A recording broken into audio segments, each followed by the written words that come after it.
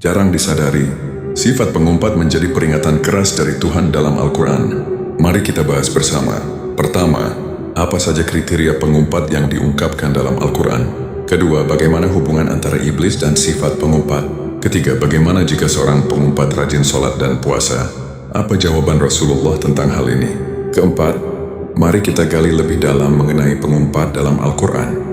Ayo kita simak satu persatu agar kita tidak terjebak dalam ketidaksadaran ini. Dalam Al-Quran, kriteria utama dan ancaman bagi pengumpat dan pencela dijelaskan secara tegas dalam Al-Quran. Surah Al-Humazah ayat 1-3. Allah SWT mengutuk keras perbuatan ini dengan ancaman neraka utama. Berikut adalah kriteria dan perilaku pengumpat berdasarkan ayat tersebut. Suka menghina di depan maupun di belakang, Humazah dan Lumazah. Pengumpat Al-Humazah adalah orang yang suka menghina orang lain secara langsung atau menggunakan isyarat gerak tubuh, sementara pencela Al-Lumazah adalah orang yang suka memfitnah, menggunjing ghibah, dan membuka aib orang lain dari belakang. Sifat egois dan materialistis. Para pengumpat seringkali memiliki sifat tercela lain, yakni gemar mengumpulkan harta dan menghitung-hitungnya tanpa mengeluarkan hak orang lain, kikir, merasa harta dapat mengekalkannya. Mereka memiliki kesombongan dan mengira bahwa kekayaan dunia yang melimpah dapat menyelamatkan, melindungi, atau membuat mereka hidup abadi. Selain itu, Allah Subhanahu Ta'ala juga melarang keras untuk mengikuti tabiat atau kriteria orang yang gemar, menghina dan mengumpat. Dalam Al-Quran Surah Al-Qalam ayat 10-11 yang mencakup ciri-ciri. Banyak bersumpah untuk menutupi kebohongan, sikapnya hina dan rendah, suka mencela, gibah, menggunjing, dan menyebarkan fitnah ke sana kemari. Hubungan antara pengumpat dan iblis di dalam Al-Quran terikat sangat kuat. Melalui benang merah, kesombongan dan perilaku menyesatkan, pengumpat pada hakikatnya sedang menjalankan misi dan meniru karakter utama iblis. Berikut adalah rincian hubungan keduanya berdasarkan dalil Al-Quran. Kesombongan sebagai akar masalah. Iblis adalah makhluk pertama yang menolak perintah Allah karena merasa lebih baik dari Nabi Adam. Aku lebih baik darinya. Engkau ciptakan aku dari api. Al-Quran Al-A'raf ayat 12. Hubungannya, seorang pengumpat Al-Humazah dan pencela Al-Lumazah hanya akan merendahkan orang lain jika ia merasa dirinya lebih mulia, lebih kaya atau lebih suci. Sifat mengumpat lahir langsung dari benih kesombongan warisan iblis. Mengikuti langkah-langkah setan, khuthwatis syaitan. Dalam surah Al-Baqarah ayat 208, Allah melarang manusia mengikuti langkah-langkah setan. Hubungannya, mengumpat, bergunjing, gibah, dan memfitnah adalah strategi bertahap iblis untuk merusak persaudaraan manusia. Ketika seseorang mengumpat, ia secara sadar telah masuk ke dalam jebakan langkah kaki iblis tersebut. Agen iblis dalam memecah belah manusia. Iblis telah bersumpah untuk mendatangi manusia dari depan, belakang, kanan, dan kiri untuk menyesatkan mereka. Al-Quran Al-A'raf ayat 17. Salah satu target utama iblis adalah memicu permusuhan. Hubungannya, dalam surah Al-Ma'idah ayat 91, disebutkan bahwa setan bermaksud menimbulkan permusuhan dan kebencian di antara manusia. Pengumpat adalah alat nyata di dunia yang merealisasikan visi iblis tersebut lewat lisan mereka. Kesamaan akhir di neraka. Al-Quran secara gamblang menyebutkan tempat kembali bagi kedua golongan ini. Iblis. Allah berfirman bahwa Jahanam adalah tempat bagi iblis dan seluruh manusia yang mengikutinya.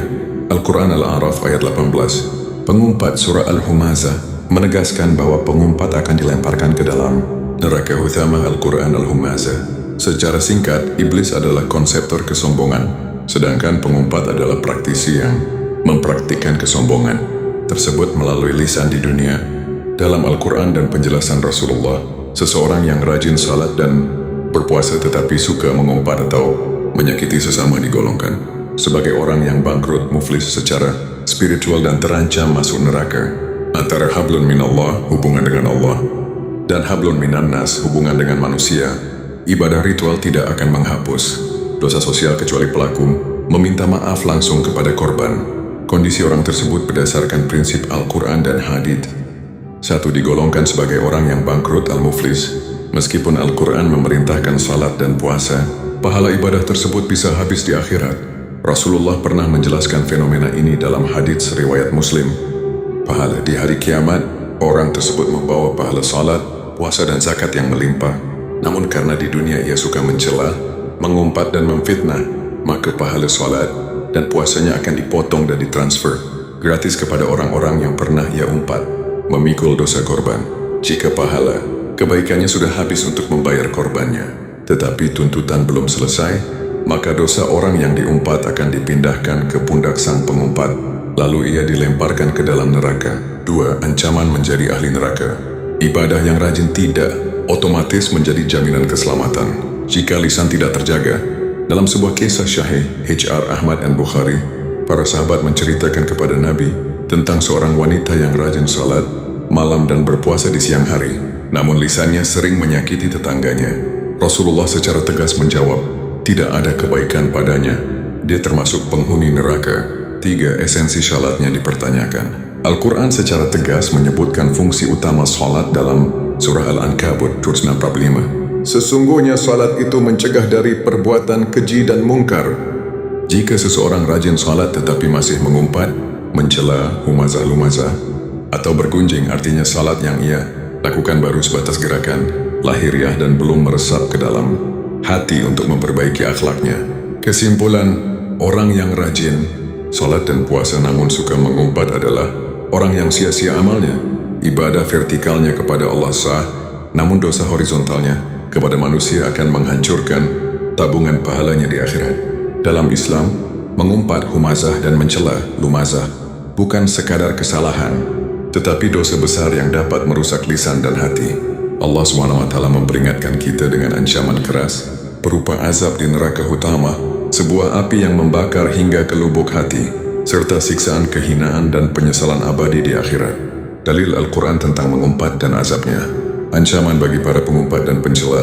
Mari kita lihat surah Al-Humazah yang diturunkan sebagai peringatan tegas bagi mereka yang suka mengumpat.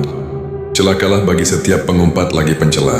Sekali-kali tidak, pasti dia akan dilemparkan ke dalam neraka utama. Dan tahukah kamu apa neraka utama itu? Itu adalah api sazab Allah yang dinyalakan, yang membakar naik sampai ke hati. Allah SWT juga melarang kita untuk saling mencela dan memanggil satu sama lain dengan gelar-gelar yang buruk. Dan janganlah kamu saling mencela satu sama lain dan janganlah saling memanggil dengan gelar-gelar yang buruk. Buruklah panggilan yang fasik setelah beriman. Lembah di Jahannam. Para ulama tafsir menjelaskan bahwa kata wail dalam surah Al-Humazah berarti kecelakaan besar atau sebuah lembah yang dalam di dalam neraka Jahannam.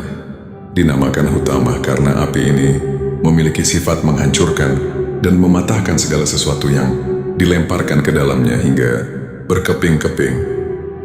Api neraka ini sangat menakutkan, menjalar dan membakar hingga ke dalam hati, membuat pelakunya merasakan siksaan batin dan fisik yang tak tertahankan.